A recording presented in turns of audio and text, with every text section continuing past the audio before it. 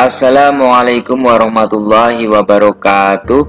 Berjumpa dengan saya Isji Lubar. Kita akan membahas bagaimana cara membuat bab 1 penelitian.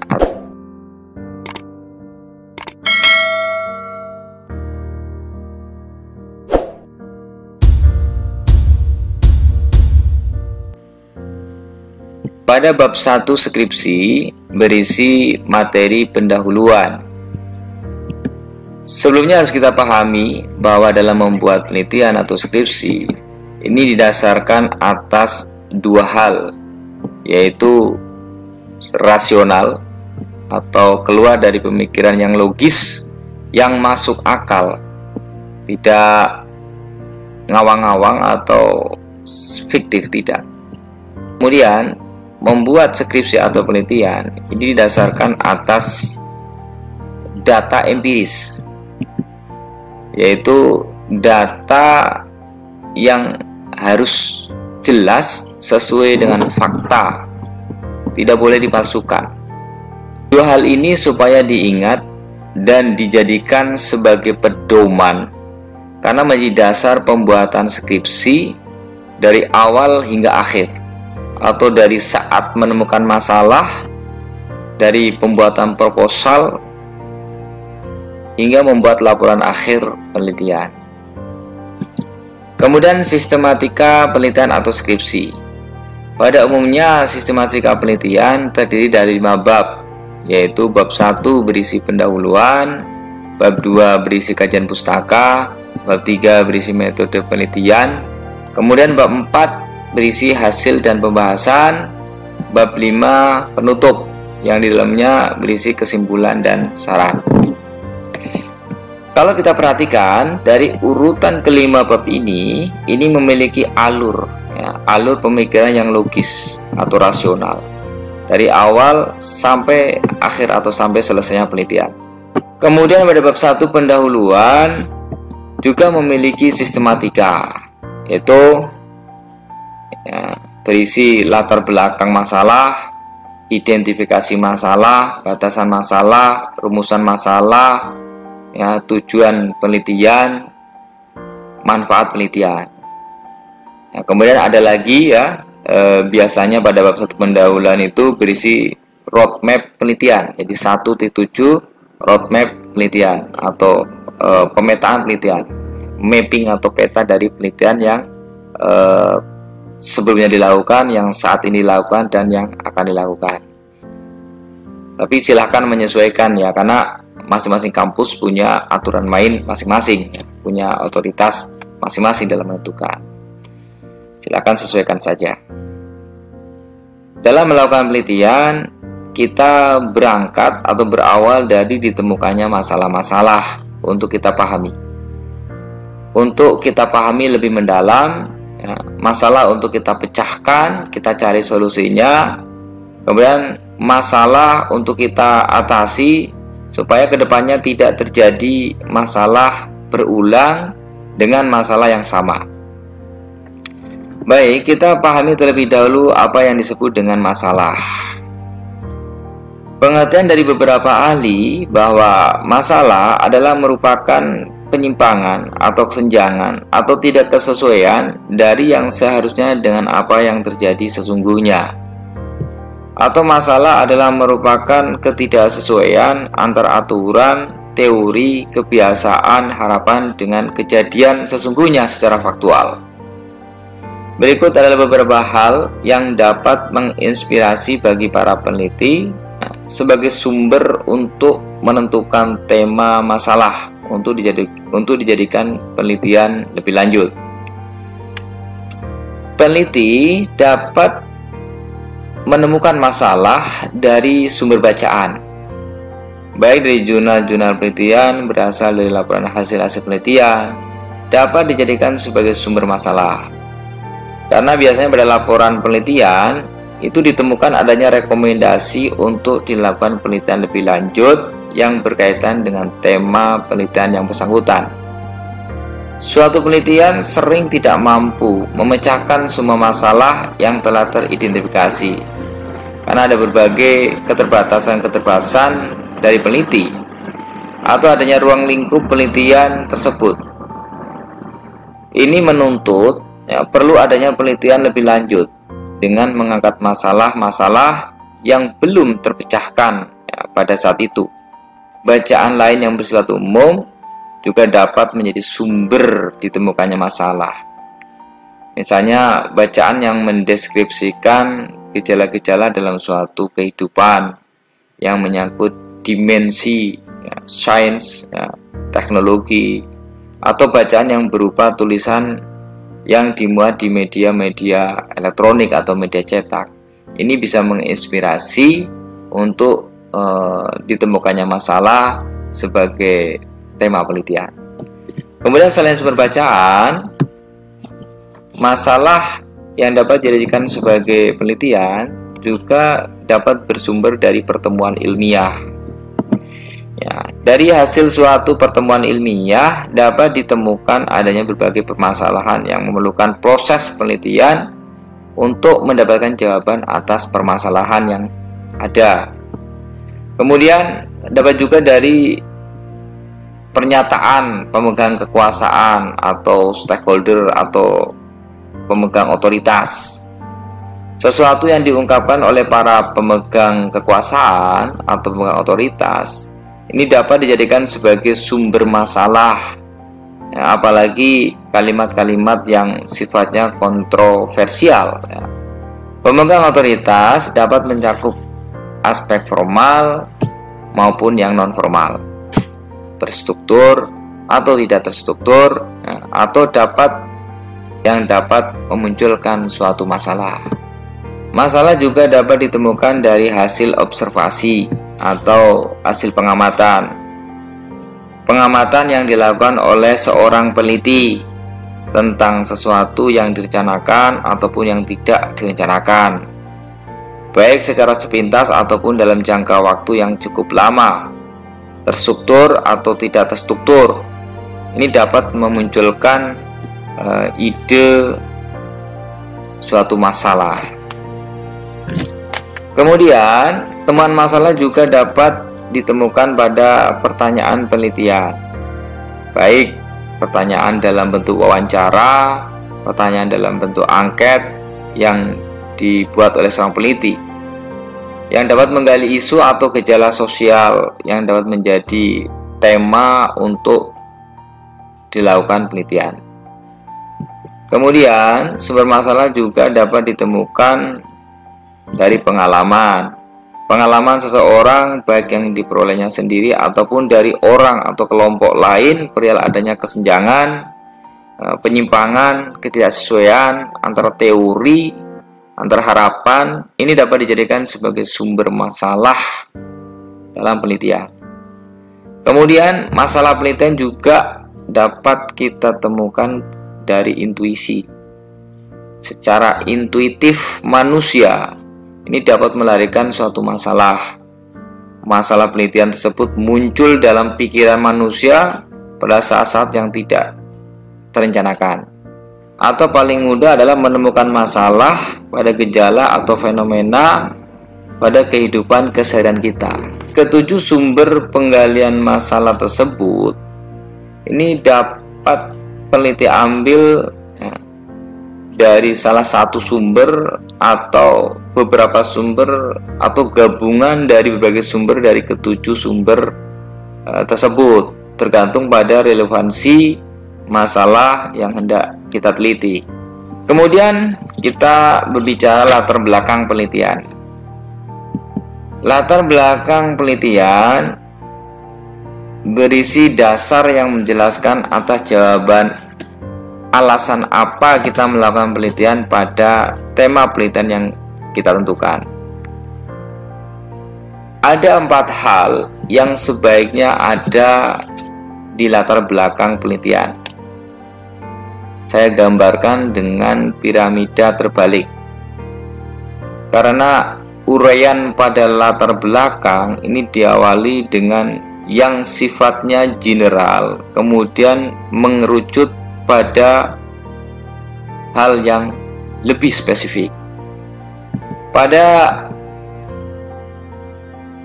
latar belakang bagian pertama, ini berisi kondisi ideal yang seharusnya terjadi. Bisa berupa visi, misi. Kemudian pada bagian kedua latar belakang ini berisi kondisi yang merupakan masalah objek secara faktual. Kemudian menyempit pada bagian latar belakang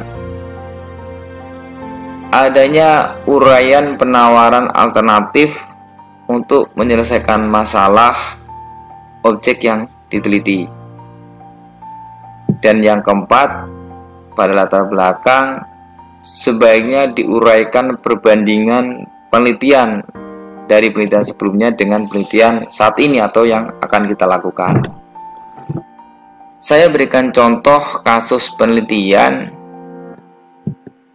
di mana ada sebuah penelitian yang meneliti pengaruh kualitas produk, harga, dan promosi terhadap penjualan produk X.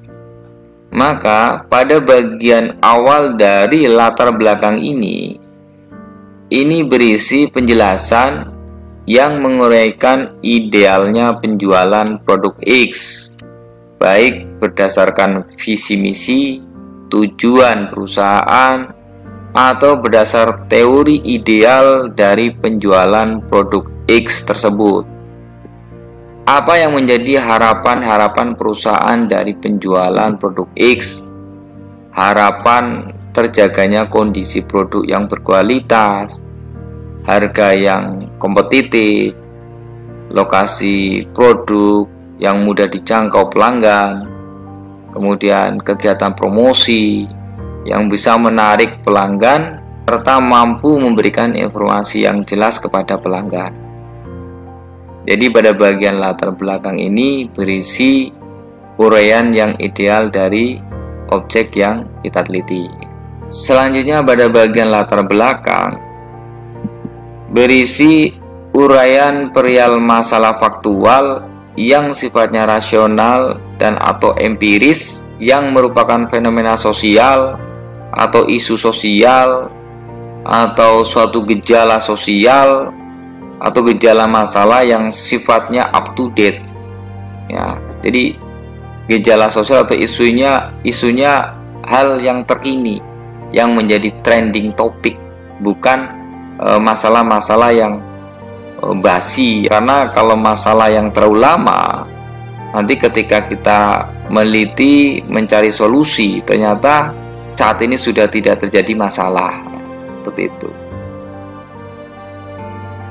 Dalam menguraikan masalah atau gejala atas masalah yang timbul, sebaiknya disertai data yang menunjukkan kebenaran adanya masalah.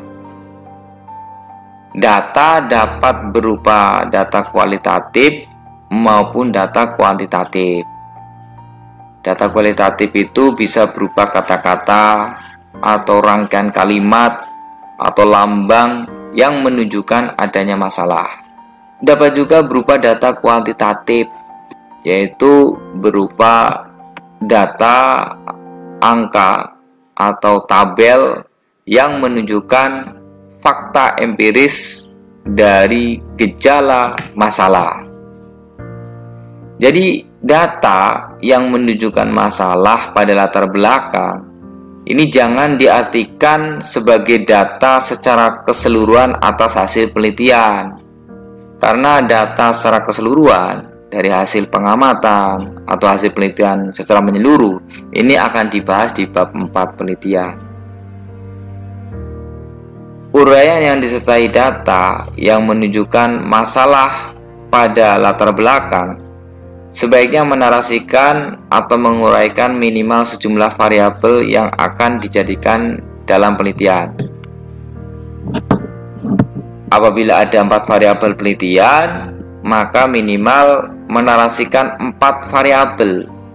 Dan pada latar belakang juga menguraikan gejala-gejala atau isu masalah-masalah lainnya yang muncul pada objek yang relevan dengan masalah pokok yang akan diteliti.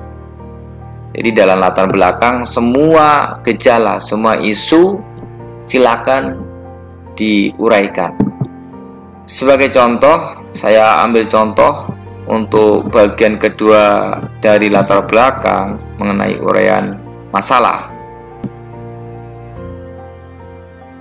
Misalnya terjadinya masalah terhadap penjualan dari produk X misalnya, di mana terjadi penjualan yang turun secara terus-menerus yang diakibatkan oleh masalah kualitas produk yang tidak sesuai dengan harapan pelanggan.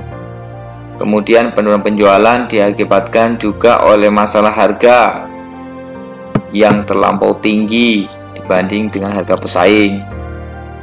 Kemudian masalah lokasi atau masalah distribusi yang sulit didapat produknya oleh pelanggan, dan masalah promosi yang kurang efektif, serta masalah-masalah lain sebagainya yang relevan terhadap topik permasalahan utama yang akan diteliti.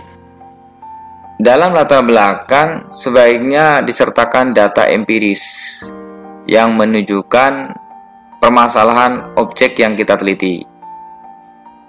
Paling tidak minimal sebanyak data variabel yang kita teliti. Dalam contoh, misalnya variabel yang akan kita teliti karena masalah penurunan penjualan, maka disertakan data penurunan penjualan, data masalah kualitas produk, data masalah harga, data masalah promosi. Data dapat berupa kata-kata atau kalimat yang sifatnya memperkuat benarnya fakta, dan dapat juga berupa data kuantitatif, yaitu berupa angka atau tabel yang membuktikan secara empiris atas masalah yang akan kita teliti. Jangan lupa tulis sumber data atau sumber informasinya dari setiap yang kita peroleh dari sumber teori maupun sumber empiris. Kemudian yang ketiga, pada bagian latar belakang, isi uraian penawaran solusi alternatif atas masalah-masalah objek yang akan kita teliti dengan menerapkan prinsip dapat memberikan kemanfaatan pada hasil penelitian. Nah, pada bagian ketiga ini, silakan uraikan solusi alternatif terhadap fenomena masalah yang terjadi. Misalnya pentingnya dilakukannya penelitian yang fokus pada masalah penjualan yang diakibatkan oleh pengaruh variabel kualitas produk, harga produk, dan promosi produk. Karena ketiga variabel ini dianggap sebagai variabel yang lebih prioritas berdasarkan data dari masalah utama penurunan penjualan produk X pada saat ini, sehingga dengan dilakukannya penelitian dapat membantu stakeholder perusahaan produk X dalam membuat strategi pemasaran lebih lanjut. Kemudian pada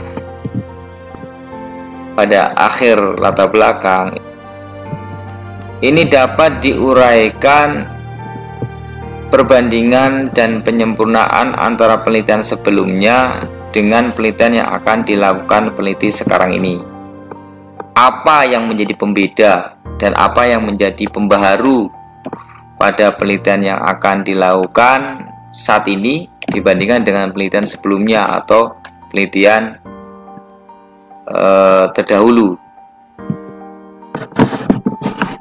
Dicontohkan, misalnya penelitian sebelumnya hanya meneliti penjualan produk X dari pengaruh kualitas produk, dari pengaruh harga, tanpa mempertimbangkan pengaruh promosi produk. Di mana pada penelitian yang akan dilakukan saat ini akan meneliti pengaruh kualitas produk, harga, dan aktivitas promosi terhadap penjualan produk X. Jadi pembedanya dari penelitian terdahulu adalah kalau penelitian sebelumnya atau penelitian terdahulu itu variabel independennya hanya 2, sedangkan penelitian yang saat ini akan dilakukan ada 3 variabel independen. Ini yang menjadi pembeda. Kemudian kita bicara mengenai identifikasi masalah. Nah, identifikasi masalah adalah merupakan turunan dari latar belakang masalah. Identifikasi masalah merupakan rangkuman dari latar belakang masalah. Identifikasi masalah atau problem identification adalah termasuk merupakan tahapan awal dari proses penelitian. Identifikasi masalah merupakan proses pengenalan masalah atau inventarisasi masalah. Masalah penelitian atau research problem akan menentukan kualitas penelitian, bahkan menjadi penentu apakah suatu kegiatan dapat dikatakan sebagai penelitian atau tidak. Dalam mengidentifikasi penelitian, peneliti menggali dan mengidentifikasi terhadap apa saja yang menjadi masalah-masalah dan yang menyebabkan masalah pada pokok masalah penelitian. Identifikasi masalah terdiri dari variabel yang hendak diteliti dan yang tidak diteliti, tetapi masih memiliki hubungan yang relevan dengan permasalahan objek penelitian. Kemudian kita bahas masalah batasan masalah. Nih, batasan masalah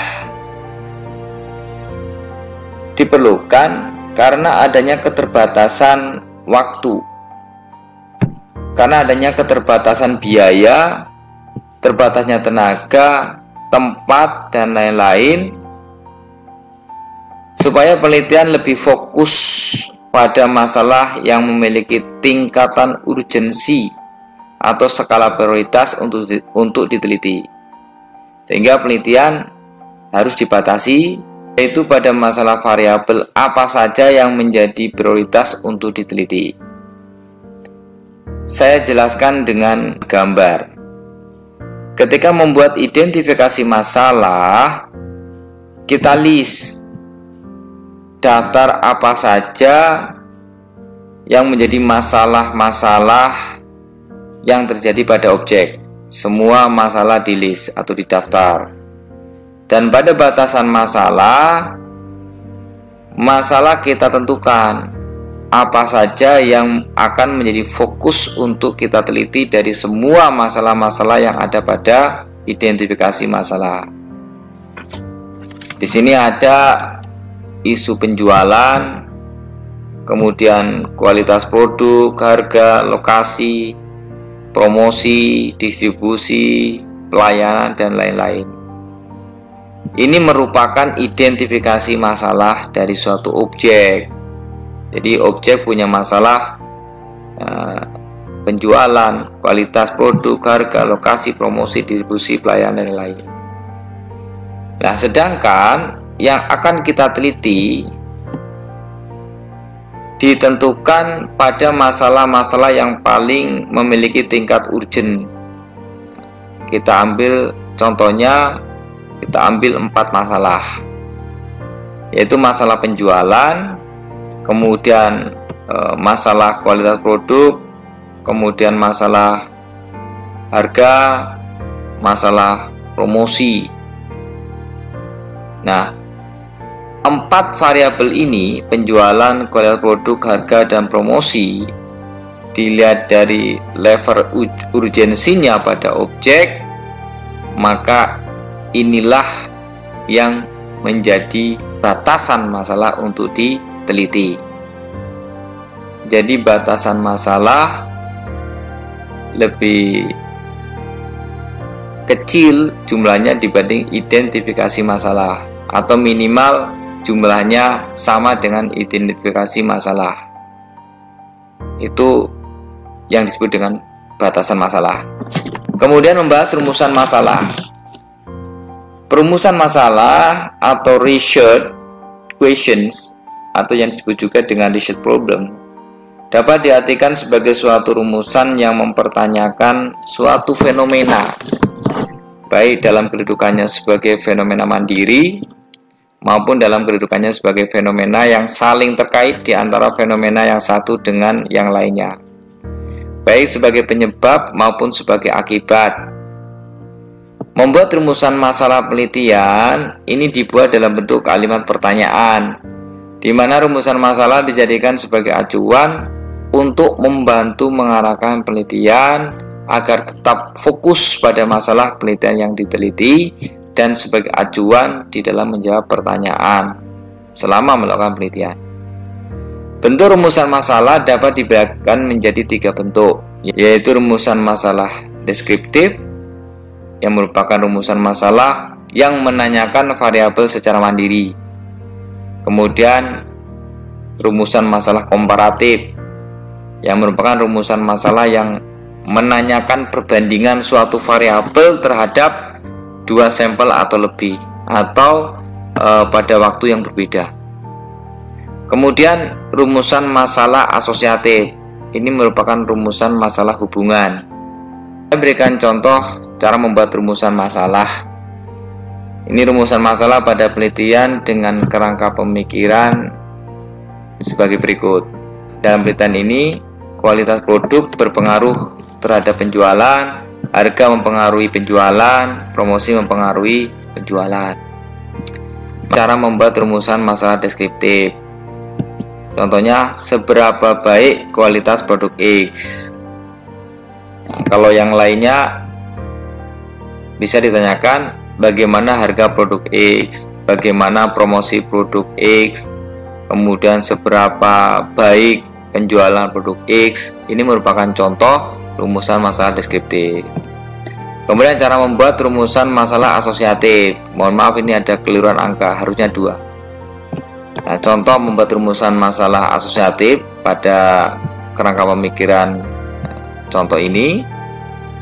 Bagaimana pengaruh kualitas produk X terhadap penjualan produk X. Nah, ini contoh rumusan masalah asosiatif. Kalau contoh rumusan masalah asosiatif yang lain, bagaimana pengaruh harga terhadap penjualan produk X.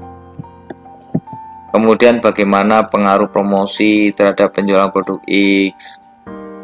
Bagaimana pengaruh kualitas produk, harga, promosi secara simultan atau secara bersama-sama terhadap penjualan produk X. Ini contoh rumusan masalah asosiatif.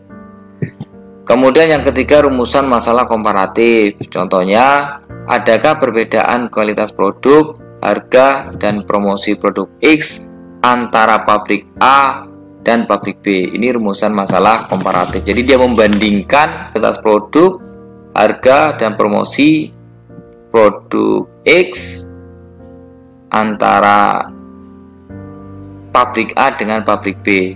Ini komparatif. Atau bisa juga rumusan masalah komparatif melihat dari waktu. Contohnya, adakah perbedaan kualitas produk, harga, dan promosi produk X antara era sebelum reformasi dengan era setelah reformasi? Ini termasuk rumusan masalah komparatif. Pada penelitian atau pada pembuatan skripsi, rumusan masalah deskriptif biasanya tidak dimuat atau tidak ditampilkan pada penelitian. Namun demikian, rumusan masalah deskriptif tetap menjadi pedoman untuk mencari jawaban dalam menyelesaikan bab-bab penelitian selanjutnya, yaitu pada bab 2, bab 3, bab 4, dan bab 5. Kemudian kita bahas tujuan penelitian. Tujuan penelitian adalah berupa kalimat yang menunjukkan indikasi ke arah mana penelitian dilakukan atau data serta informasi apa saja yang akan dicapai dari penelitian itu. Bentuk kalimat dari tujuan penelitian adalah sebuah pernyataan yang konkret. Jadi bukan merupakan kalimat tanya sebagaimana rumusan masalah. Cara untuk membuat tujuan penelitian. Untuk membuat tujuan penelitian, kita harus kembali melihat rumusan masalah. Kemudian mencari kata operasional yang tepat untuk menjawab rumusan masalah yang ada. Contoh kata operasional: mengidentifikasi, mendeskripsikan, mengukur, menganalisis, membandingkan, dan lain-lain. Nah, ini kita berikan contoh cara menulis tujuan penelitian. Tujuan penelitian skripsi untuk mengukur pengaruh kualitas produk X terhadap penjualan produk X. Nah, di sini kata operasionalnya adalah mengukur. Kemudian contoh yang kedua, untuk mengukur pengaruh harga terhadap penjualan produk X. Jadi sama, kata operasionalnya adalah mengukur. Kalau kata operasional mobil yang lain silahkan disesuaikan dengan tujuan penelitian. Misalnya untuk menganalisis pengaruh harga terhadap produk penjualan X, silahkan. Nah, kemudian bicara manfaat penelitian. Manfaat penelitian ini berisikan uraian manfaat yang dihasilkan dari dilaksanakannya penelitian. Jadi tinggal kita pikirkan saja kira-kira manfaat apa yang dapat kita peroleh jika kita melakukan penelitian tersebut. Kemudian yang perlu kita ketahui bahwa manfaat penelitian itu dapat kita bagi menjadi dua, yaitu manfaat secara teoritis dan manfaat secara praktis. Manfaat teoritis ini berlatar dari tujuan penelitian verifikatif untuk mengecek teori yang sudah ada, apakah akan memperkuat atau menggugurkan teori tersebut. Manfaat teoritis ini muncul berlatarkan ketidakpuasan atau keraguan terhadap teori yang sudah ada, sehingga dilakukan penyelidikan kembali secara empiris. Contoh membuat manfaat teoritis. Hasil penelitian menambah khasanah publikasi ilmiah. Contoh yang lain, hasil penelitian dapat digunakan sebagai referensi pustaka dalam pengembangan ilmu pengetahuan, ya, dan lain sebagainya. Kemudian kalau membuat manfaat praktis, ya, manfaat praktis adalah manfaat yang berguna untuk memecahkan masalah praktis. Biasanya manfaat praktis tidak hanya untuk satu subjek saja, bisa berguna lebih dari satu subjek. Contoh cara membuat manfaat praktis. Sebagai pertimbangan perusahaan X dalam merumuskan strategi pemasaran perusahaan. Contoh yang lain, menjadi pertimbangan dalam menetapkan harga produk perusahaan X dalam upaya meningkatkan penjualan produk. Kemudian contoh yang lain, menjadi pertimbangan strategis dalam merumuskan strategi promosi perusahaan. Contoh yang lain, memberikan pertimbangan bagi konsumen dalam menetapkan pilihan produk yang berkualitas pada produk perusahaan X. Apabila sekiranya penelitian memberikan manfaat yang banyak terhadap subjek, maka tuliskan saja semuanya. Kita tidak perlu ragu dalam menuliskan manfaat. Terima kasih. Demikian pembahasan bab 1 dari awal sampai akhir.